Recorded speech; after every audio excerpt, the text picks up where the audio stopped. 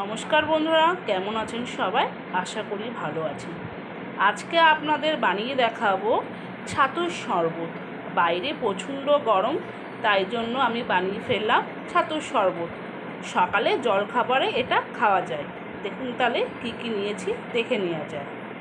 আমি এখানে নিয়েছি 100 গ্রাম ছাতু, অবশ্যই ছোলার ছাতু, আর নিয়েছি ভাজা জিরের গুঁড়ো।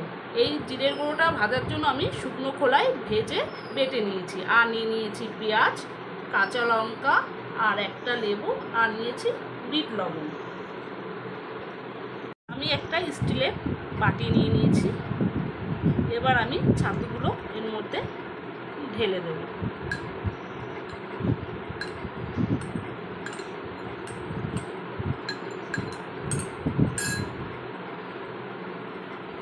সামান্য জল দিয়ে দেব।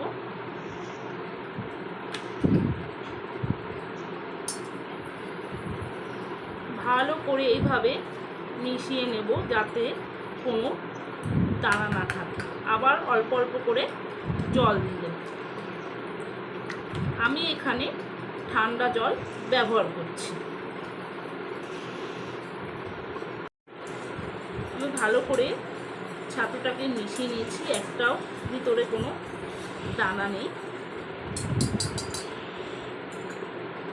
এবার আমি দিয়ে দেব বিট লবণ।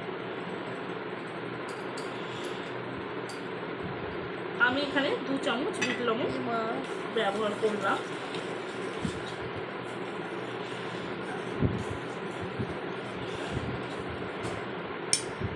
আর দিয়ে দিলাম কেটে রাখা ছোটো ছোটো টুকরো করে রেখেছিলাম পেঁয়াজের টুকরোগুলোকে দিয়ে দিলাম। এখানে আমি 2 চামচের মতন পেঁয়াজ কেটে রেখেছি। আর আমি দিয়ে দিলাম একটা কাঁচা লঙ্কা, ঝালটা আপনাদের মন মতন দেবেন।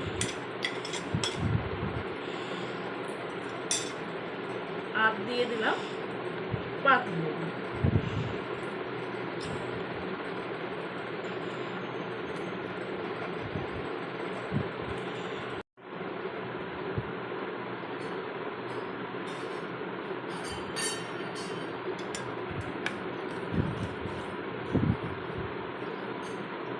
এবার আমি জল দিয়ে দিলাম 2 গ্লাসের মতো।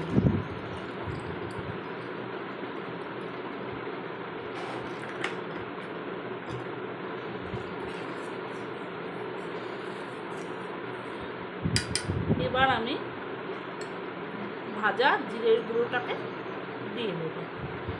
আমি এখানে 2 চামচ জিরের গুঁড়ো ব্যবহার করলাম।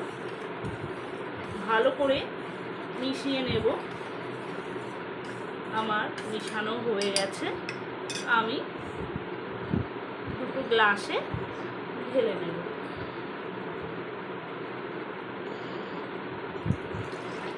আজকের পর্যন্ত এই পর্যন্ত। অন্য কোনো দিন অন্য কোনো রেসিপির সঙ্গে দেখা হবে। ভালো থাকবেন, সুস্থ থাকবেন। টাটা।